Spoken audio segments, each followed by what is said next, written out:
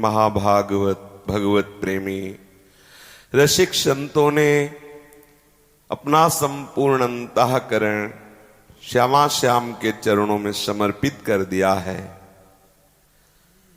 जिनके शरीर की संपूर्ण चेष्टाएं तत्सुख भावना से अपने आराध्य देव के अनुकूल होती हैं, जिनकी ज्ञानेन्द्रियां एवं कर्मेंद्रियां शास्त्र सिद्धांत के अनुसार चलती हैं। उपासक जन रोज ये बात सुनते हैं लेकिन रोज इसके विरुद्ध आचरण करते हैं। अंतःकरण को श्री श्यामा श्याम के चरणों में समर्पित करने के लिए ही आपको प्रभु ने अवसर दिया है, इस माया प्रपंच से बाहर निकाला है। आप पुनः उसी माया के खेलों में अपने अंतःकरण को लगाए हुए हैं। आप आत्मघाती हैं। आपको विश्राम त्रिभुवन में कहीं भी नहीं मिलेगा। यदि आपने ऐसे अवसर को विषय भोगों के चिंतन में, विषय क्रीड़ा में, विषयी पुरुषों के संग में आज्ञा का उल्लंघन करके समय व्यतीत करेंगे तो त्रिभुवन में आपको शांति नहीं मिलेगी। लिख लीजिए, ये वेश परिवर्तन से पेट भर करके काम क्रीड़ा का चिंतन करते हुए और भोगी पुरुषों का संग सर्वनाश कर रहे हो। ऐसा मत सोचना कि आप वृंदावनवासी हो गए, कदापि नहीं। लिख लीजिए, ऐसा भयानक रोग होगा, ऐसी भयानक विपरीत स्थिति आएगी, मरोगे, कोई पानी देने वाला नहीं मिलेगा। लिख लेना। हमें बात मतलब आवेश में नहीं कह रहे, बहुत सुलझ के कह रहे हैं। धाम है धाम, तुम्हें अवसर दिया है लाडली जी ने। ये तुम समझते हो कि तुम्हारी बातों को कोई जानता नहीं है। बहुत सावधान, होश में चलो। ये मन बुद्धि चित्त अहंकार, इसे प्रिया प्रीतम के चरणों में लगाने का अवसर तुम्हें लाडली जी ने दिया। कितने सृष्टि में जीव हैं बेचारे, केवल माया के आकर्षण में अपना जन्म व्यतीत कर रहे हैं। आपको लाडली जी ने अवसर दिया, आपको संत समागम दिया, आपको ये सौभाग्य प्राप्त हुआ। आप अपने मन बुद्धि के अनुसार चलकर फिर वही जहां से आए हो वहीं से नीचे गिरने की चेष्टा, सावधान हो जाइए। हरि गुरु शास्त्र ये सब आपके अहेतु की मित्र हैं। ये आपके वो मित्र हैं जिससे आपका हित नहीं होने देंगे। लेकिन आप इनकी आज्ञा का उल्लंघन करके यदि मनमाना आचरण करेंगे तो फिर सो परत दुख पावही, सिर धुनि धुनि पछताए। अभी जवानी है, अभी शरीर स्वस्थ है, सुकृत काम कर रहे हैं तो आपको अवसर दिया गया है, भजन कर लो। नहीं तो जहां दुष्कृत का नंबर आया फिर तुम्हारे पुरखा पानी पा जाएंगे। ध्यान रखना, बड़े बड़ों को यहां घुटने टेकने पड़े। माया क्षेत्र है, बहुत संभल कर, बहुत संभल कर। ये जो कहते हैं ना कोई हमें नहीं जानेगा, वास्तविक तुम्हें कोई नहीं जानेगा। मच्छर की तरह मर जाओगे, कोई तुम्हें नहीं जानेगा। बड़े बड़े चक्रवर्ती राजा हुए, रहे न रावण सम अभिमानी, हिरणाकश्यप सम वरदानी। खान विभो की खान, जगत में कुछ दिन के मेहमान, भजले श्री भगवान, जगत में कुछ दिन के मेहमान। अरे बावरे, एक दूसरे को आंख दिखाने का समय नहीं है। आंख नीची करके प्रियालाल से आंख मिला ले। ये जो अवसर मिला है इसे ये मत समझ कि तुम्हारी थाती है। ये काल तुम्हारे ऊपर रहम नहीं करेगा। तुम्हें समय केवल प्रभु की कृपा प्रसाद से इस काल ने दे दिया है कि तुम कालातीत स्थिति को प्राप्त हो जाओ। ये जिधर मन आया उधर भाग रहे हो, जहां मन आया विषय खोज रहे हो। धिक्कार है ऐसे जीवन को। यदि ऐसा लग रहा है कि विषय में सुख है तो भेष उतार दो और भाग जाओ, ब्याह करो, घर में रहो। ऐसा लगता है भोगों में सुख है तो लेवरी कर, बाबा जीवन के पेट भरने से क्या है। फेंक दे कपड़े उतार के, जा लेवरी कर, मेहनत कर, माता पिता की सेवा कर, समाज की सेवा कर और फिर जैसे मनावे जी।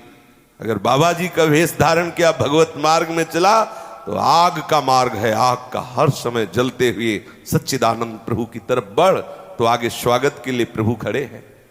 अनंत जन्मों की बिगड़ी बन जाएगी। ये नाटकबाजी का मार्ग नहीं है। ये मत सोचो कि आपने वेश धारण कर लिया तो माया आपको बख्श देगी, बहुत बुरा पीटेगी, समझ लिख लो। बाद में पता चलता है कि समझाया गया, मैं समझा नहीं।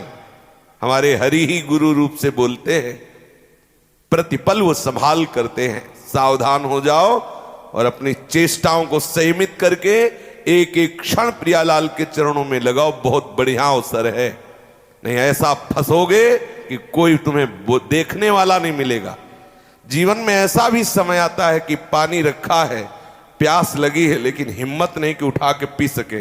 ये हमने अपने जीवन में खुद देखा है।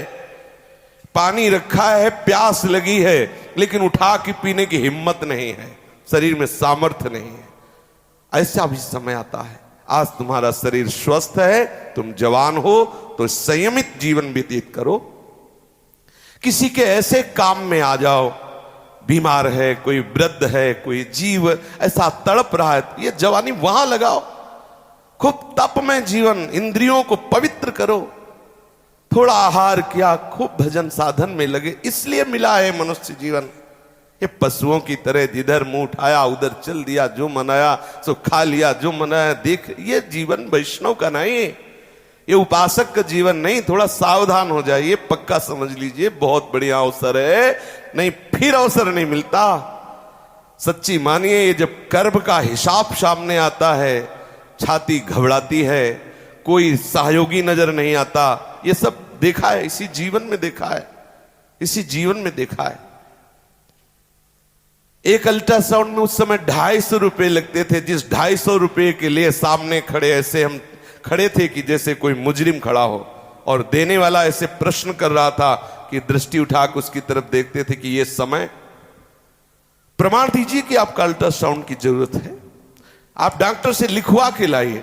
और आज तुम हजारों रुपए के दूध फल खा रहे हो और तुम्हें भजन नहीं सुनाई दे रहा। तुम्हें सब सुविधाएं हैं, तुम्हें भजन नहीं सुनाई दे रहा। तुम्हें लग रहा है कि तुम्हारे सब कर्जा खाए हुए हैं जो तुम्हारी सुविधाएं कर रहे हैं। सावधान, ये सब पाप है, भोगना पड़ेगा।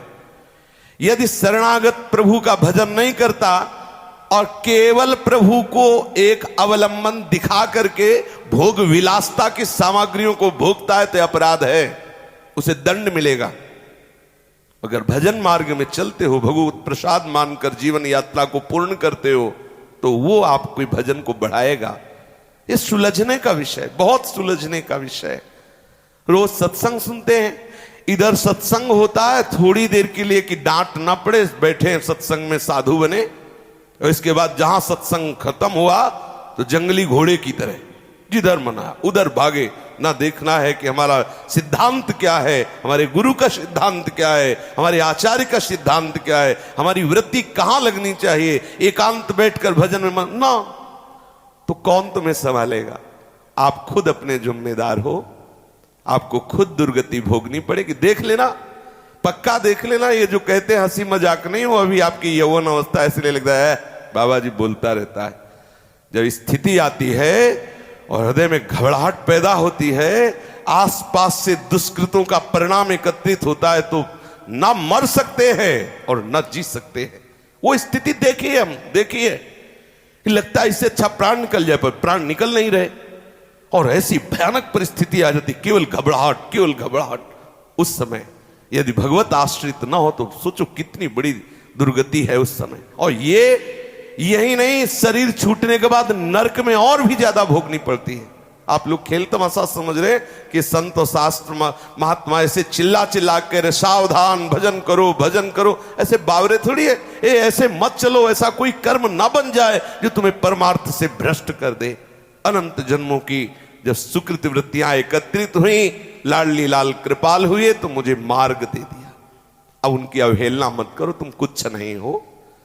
जिन्होंने अपने तपोबल से सृष्टि को बदलने की चेष्टा की, मिट गए। ऐसे तपस्वियों को मिटा दिया काल ने, तुम क्या हो? कुछ हो ही नहीं। जिनके चलने से लोकपाल कांपते थे, वो मिट्टी में मिल गए, कुछ नहीं रहे। तुम क्या हो ही क्या? एक सांस अपने बल से नहीं ले सकते हो।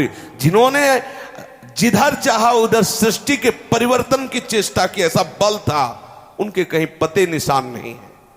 बहुत सावधान।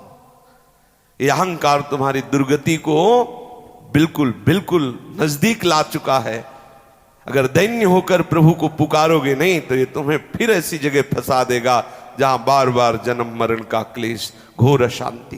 ये बहुत बढ़िया अवसर मिला है। अभी तुम्हारी मदांध बुद्धि इसलिए समझ में नहीं आ रहा। अरे हम कह रहे हैं अगर यदि भजन ना भी बने ना और आप राग द्वेष निंदा स्थिति व्यवहार से बिलग होके पड़े रहो तो भगवत प्राप्ति हो जाएगी। आप सीधाम वृंदावन के वासी हैं, आप शरणागत हैं, बिल्कुल भजन ना बने। आप किसी की निंदा ना करें, किसी से राग ना करें, किसी के पास आए जाए ना, आराम से रज लगाए हुए शरीर में पड़े हैं। जो प्रसाद मिला, भिक्षा मिली, पा लिया, राधा राधा, जितना बना नहीं तो इसी से भगवत प्राप्ति हो जाएगी। आप निर्मल महात्मा बन जाएंगे, देख लेना। लेकिन कहां पड़े रहते? जब क्रिया में उतरो तो भागवतिक क्रियाएं करो, नहीं तो निश्चेष्ट रहो। फिर अशुभ क्रियाएं क्यों, अशुभ संकल्प क्यों? यदि वासना का ही खेल खेलना है तो चोरी चोरी क्यों? हम ये कहते हैं क्यों? किसी ने तुम्हें पिस्तौल रख के बोला क्या कि बाबा जी बन जाओ? क्यों भाई? मेरे से नहीं होगा, अब मैं विषय का खेल खेलूंगा, संसार है, चल भाग अपनी जाकर के वासनाओं का खेल खेल, खुला खेल। ये डुप्लीकेट वेश रख के क्यों? ये नाटकबाजी क्यों? भाई हमें भोग भोगने नहीं, भगवत प्राप्ति करनी, बढ़िया बात है, उतारो सब, आनंद से जाओ, लेवरी करो, ब्याह करो, और जैसा मन आवे फिर वो सरकार अपने आप देख लेगी तुम्हें। ऊपर की सरकार और भारत की सरकार आपको देख लेगी।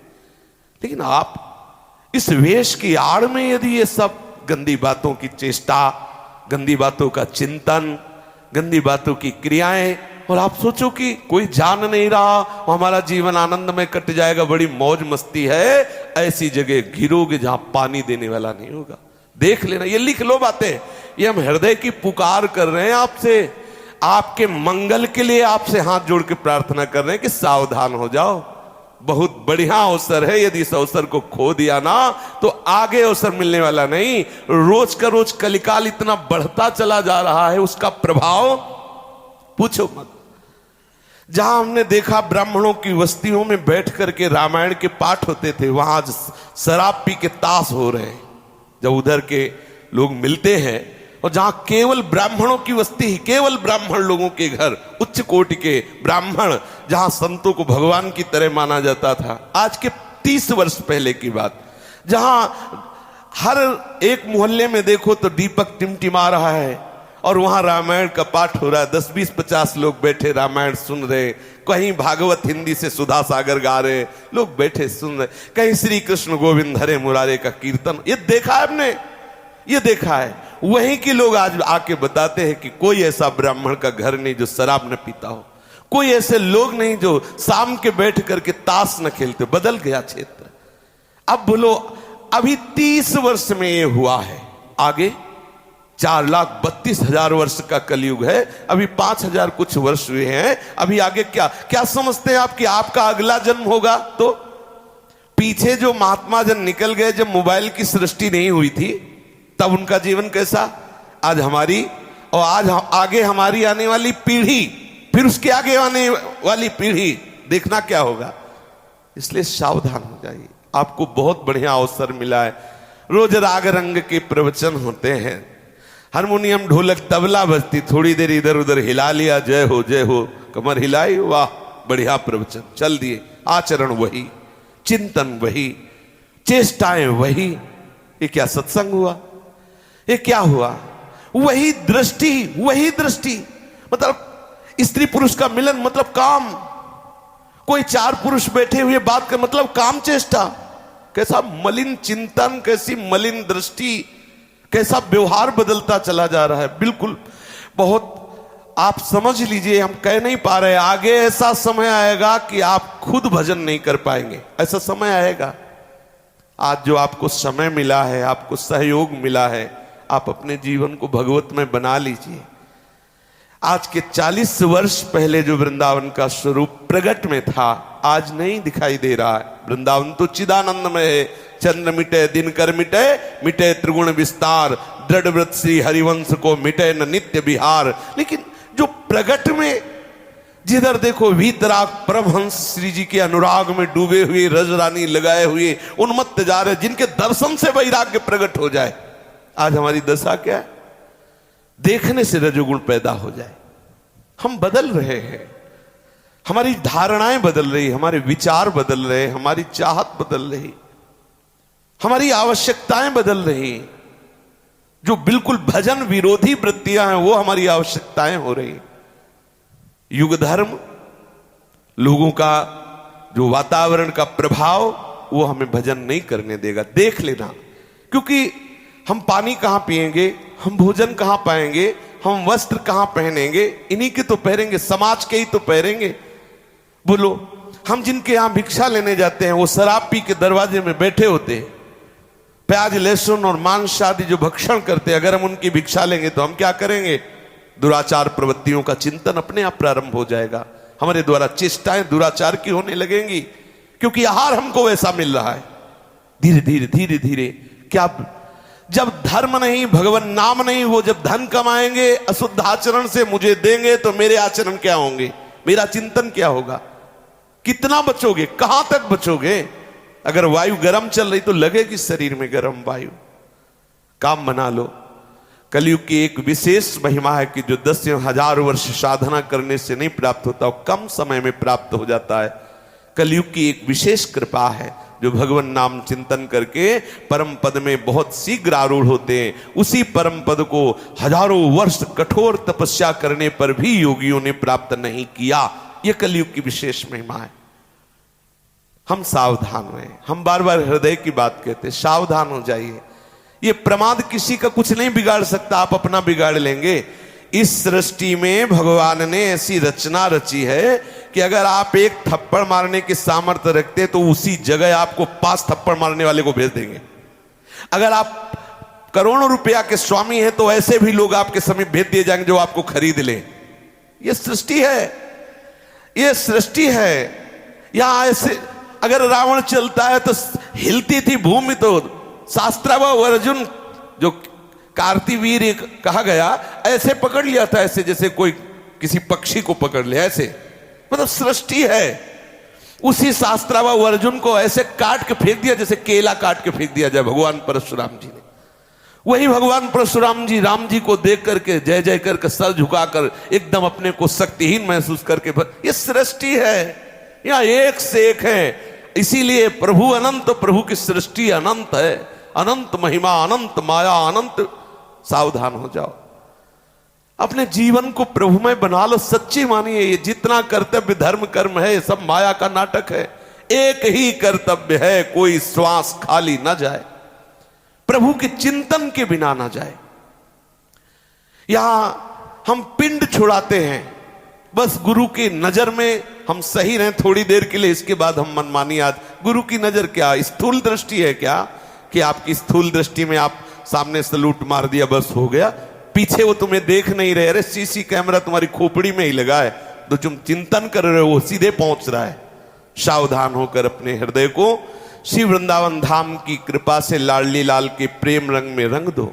श्रीपाद प्रबोधानंद जी कहते हैं, सर्व दुख दशा घोरा वरम वृंदावने स्तुमे प्राकृता प्राकृता शेष विभूतिरपि नान्यतः यदि वृंदावन विंदाम्यपि तृणतां ते वनान्तेषु न तदा विकुंठ लक्ष्मीमपि करमिलितां निभालये ललितां। हे वृंदावन धाम, यदि आप मुझे अपने बीच में एक तृण बना के रख ले तो मैं बैकुंठ की महालक्ष्मी की तरफ भी आंख उठा के ना देखूं। देखो श्रीपाद प्रबोधानंद जी कह रहे, आपको कितना सौभाग्य मिला कि आपको तृण बना के नहीं, आपको मनुष्य बना के रखा वृंदावन ने। सोचो, बड़े बड़े महापुरुष आत्माराम जो परमहंस स्थिति को प्राप्त हैं, वो कह रहे हैं मुझे कीड़ा बना दो। वो कह रहे हैं कि मुझे यहां की लता बना दो, औषधि बना दो, घास बना दो, तिनका बना दो, कृमि बना दो। हरिराम व्यास जैसे महापुरुष जो आचार्य स्वरूप कह रहे श्वान बना दो। और आप क्या है? आपको मनुष्य शरीर बना के रखा है प्रभु ने वृंदावन में। आप कभी प्रभु को प्रणाम करके रोए, मेरे ऊपर कितनी कृपा है? कभी एकांत कमरे में बैठिए और जरा देखिए हमारी प्रियालाल आपको कितना दुलार कर रहे हैं, कितना प्यार कर रहे। आप इस प्यार के लायक हो, जरा लौट के देखिए आप अपने हृदय में क्या हो। जो आपको गुरु, जो आपको इष्ट का प्यार मिल रहा है, आप उसी गुरु और इष्ट के प्रतिकूल चल रहे हो। जहां प्रतिकूलस्य वर्जनम, वहां प्रतिकूल ही आचरण कर रहे हो और वो दुलार पे दुलार करते जा रहे हो, आप उनकी अवहेलना करते जा रहे हो। आप ध्यान रखना, वो तो कृपा समुद्र है, लेकिन उनकी जो द्वारा निर्धारित की हुई शक्तियां है ना, वो तुम्हें चैन नहीं लेने देंगी, जला के राख कर देंगी। उमा क्षमा श्रापौते भारी, ये शब्द याद रखना। अगर कोई महापुरुष आपको नहीं डांट रहा है, आपको नहीं फटकार रहा है, आप उल्टा पे उल्टा करते चले जा रहे हैं, वो क्षमा करता चला जा रहा है, तो श्राप से भी अधिक है। और वो तुम्हारा ऐसा पतन होगा, ऐसा जलोगे कि फिर कोई रास्ता नहीं मिलेगा। अभी सावधान हो जाइए, सच्ची मानिए, सच्ची मानिए। ये माया जब फांस लेती तो ऐसी जगह हमें डाल देती, जब निकलना, बड़े बड़े आंसू रोते हैं। जो बड़े बड़े मंचों में बैठकर आरती होती थी, वो एकांत में बैठ के बड़े बड़े आंसू रोते हैं जहां शास्त्र और गुरुजनों की अवहेलना कर दी गई। बहुत सावधानी से, माया है ऐसा फंसा देगी कि निकलना मुश्किल हो जाएगा। इसीलिए बड़े बड़े कांपते हैं। शिव विरंचिका मोहई कोहे बपुरान, अस जिए जान भजी मायापति भगवान। एक क्षण में चकनाचूर हो जाओगे, पक्का मान लीजिए। जरा सी बात बिगड़ी कि सब ये अंग भंग, सब पानी की बुलबुला हो, एक गर्व करते हो मैं ऐसा कर दूंगा। आप जा रहे हो, जरा सा एक्सीडेंट हुआ, फैल जाओगे, सब तुम्हारे अंग कुछ नहीं है। कभी भी काल कोई भी घटना घटवा सकता है, इसलिए सावधान। डरो, जन्म मृत्यु जरा व्याधि दुख दोषानुदर्शनम। जन्म के भयानक कष्ट को, मृत्यु के भयानक कष्ट को, अकस्माती आए हुए ये दैहिक दैविक भौतिक तापों के जलन से मुक्त होने की चेष्टा करो। भयंकर भयंकर रोग हैं, कैसे समझाऊं? वो जब परिस्थितियां, हमने उस परिस्थिति को देखा है, उस परिस्थिति में गए हैं, अनुभव किया है, और झांक के देखा कोई नजर नहीं आया, तब रोना आया है, तब रोना आया है। प्रभु आप इतना प्यार करते हैं, लेकिन आज तक भी अन्य आश्रय रहा। मैंने समझा कि कोई और मेरा है, लेकिन आज ने आप स्थिति ऐसी प्रकट कर दी कि समझ में आया कोई मेरा नहीं। आप कहां भूल रहे हैं? जहां ये बड़े बड़े महापुरुष कह रहे हैं मुझे घास बना के रख लो, वहां तुम्हें मनुष्य बना के रखा प्रभु ने। कभी रोए आप प्रभु के लिए? कभी साष्टांग दंडवत करके हाथ उठा के कहा कि करुणा निधान तुम्हारी करुणा की जय हो, मैं अपराध पे अपराध करता जा रहा हूं, आप दुलार पे दुलार करते जा रहे? कभी देखा? पता नहीं कौन सी बुद्धि खराब हो गई है कि बस प्रतिकूल ही आचरण, इष्ट के प्रतिकूल आचरण। जबकि सिद्धांत कहता श्री कृष्ण अनुकूल लेन प्रतिकूलस्य वर्जनम। प्रतिकूल आचरणों से बचो। प्रभु के प्रतिकूल आचरण करके कौन आनंदित हुआ है? आश्चर्य की बात है। जहां करे यदि वृंदावन विंदाम्यपि तृणताम ते वनांतेषु, इस वन के अंतर्गत कहीं भी मुझे एक तृण बना दिया जाए, घास बना दिया जाए, तो मैं बैकुंठ की महालक्ष्मी की तरफ आंख उठा के भी नहीं देखूंगा। ऐसे वृंदावन में तुम्हें मनुष्य शरीर देके प्रभु ने अखंड वास की व्यवस्था की, या आपको बार बार बुलाया, आपको आश्रय दिया, आप उनकी कृपा को नहीं देख पा रहे हैं, आप अवहेलना कर रहे हैं उनकी कृपा की। श्रीपाद कह रहे हैं सर्व दुख दशा घोरा वरम वृंदावनेस तुम्हें। हे वृंदावन धाम, यदि मुझे वास मिल जाए और मुझे जितने दुख हैं वो सब एक साथ दे दिए जाएं, आप विचार कीजिए, यहां जितने सुख हैं एक साथ सब दे दिए गए। पूरी सृष्टि में आप विचार करके देखिए, अच्छा वास मिल जाए, मतलब घर, पाने को अच्छा भोजन मिल जाए, पहनने को कपड़ा मिल जाए, और हमारी जो चाहते हैं वो पूरी हो, इतने में ही मर रहे हैं। पूरी सृष्टि देख लीजिए, और आप केवल भगवद आश्रित हुए हैं कि ये सब वस्तुएं आपकी चरण चूम रही। भजनानंदी, तपस्वी, योगी, ज्ञानी, ध्यानी कुछ नहीं है। आप देख लीजिए, आप केवल भगवद आश्रित, अंदर से हुए कि नहीं भगवान जाने, लेकिन बाहर से आप प्रभु के हुए तो ये वस्तुएं, जिन वस्तुओं के लिए लोग प्राणपण से ओवर टाइम कर रहे हैं, अच्छा कपड़ा मिल जाए, एक मकान अच्छा मिल जाए, थोड़ी कुछ मुद्राएं मिल जाए, थोड़ा जीवन, थोड़ा वो चीज आपके पास है। कैसे, क्यों ऐसा? आप विचार करो। सीधा वृंदावन का वास की सारी व्यवस्थाएं, भगवत मार्ग की अनुकूलता, फिर भी प्रमाद, धिक्कार है जीवन को यदि प्रियालाल में बना न सके ऐसा अवसर। हम लोग तड़पते थे कि अगर एक छोटी सी कहीं कुटिया ऐसी मिल जाए जिसमें हमें कोई विक्षेप न पहुंचा और भजन कर सके, समझो। तो भगवान करुणा की तभी अवसर आया, नहीं तो दसियों जगह से निकाल दिए गए। चल, क्यों? आश्रम के लायक नहीं हो, हर समय दरवाजा बंद रखते हो, किसी काम में आते नहीं, उनकी चापलूसी नहीं करते, तो निकाल दिए जाओगे। आज प्रभु ने तुम्हें वास की व्यवस्था दी है, आप निरंतर भजन करो, कोई बोलने वाला नहीं। फिर तुम प्रमाद स्थिति, तुम मनमानी वासना के खेल, जिसके लिए हम तरसे हैं। अगर कभी जरूरत पड़ी कि कब्ज निवृत्ति के लिए हमें दूध चाहिए, तो 250 ग्राम दूध के लिए सोचना पड़ता था, किससे कहूं, कौन 250 ग्राम दूध। आज तुम्हें आधा लीटर दूध की व्यवस्था है, तुम भजन नहीं कर रहे, तुम्हें भोजन मिल रहा, तुम भजन नहीं कर रहे, तुम्हें वास की व्यवस्था, भजन नहीं। सोचो कितना बड़ा हित कर रहे हो आप, कोई भी हो, सब व्यवस्था ठाकुर जी। वृंदावन में मुझे ऐसा नहीं लगता किसी को भोजन की व्यवस्था नहीं, वास की व्यवस्था नहीं। प्रतिदिन निर्माण है, प्रतिदिन निर्माण बढ़ ही रहे। हम तो प्रणाम करते हैं कलयुग को कि जो आज के 500 वर्ष बड़े बड़े महापुरुषों के लिए दुर्लभ था वृंदावन वास, वो हम जैसे विषयी पुरुषों के लिए सुलभ हो गया। कोई भी आके रहो, हर सुविधा है, नहीं तो दुर्लभ वास था वृंदावन का। इतने बड़े बड़े मच्छर और ब्रजवासियों की गाली, किसी की हिम्मत नहीं थी जल्दी, बिना सिद्ध परिकर के यहां कोई टिक नहीं सकता, और हम विषयों के लिए भी आज व्यवस्था कर दी वृंदावन धाम ने। बहुत सावधान, सच्ची मानिए, हृदय की बात आपको कहते, पुकार कर रहे कि आप सावधान हो जाइए। आप जिसमें प्रमाद स्थिति में जी रहे हैं, वही स्थिति आपको कहां पहुंचा देगी आपको पता नहीं। आपको लगता है तो प्रवचन हो रहा है, हम बोल नहीं रहे, हृदय खोल के तुम्हारे सामने रख रहे हैं।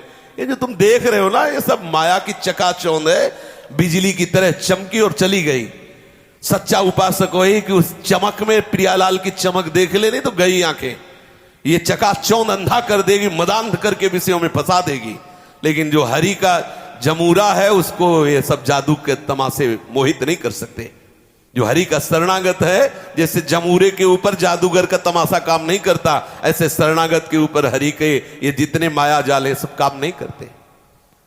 मामे प्रपद्यन्ते तो माया में ताम तरंती थे। सीधा वृंदावन का मुझे वास दे दो, चाहे जितना घोर विपत्ति दो, हम कभी आपसे शिकायत नहीं करेंगे। और वृंदावन के बाहर चाहे प्राकृतिक अप्राकृतिक कोई भी ऐश्वर्य मिले, मैं कभी आंख उठा के नहीं देखूंगा।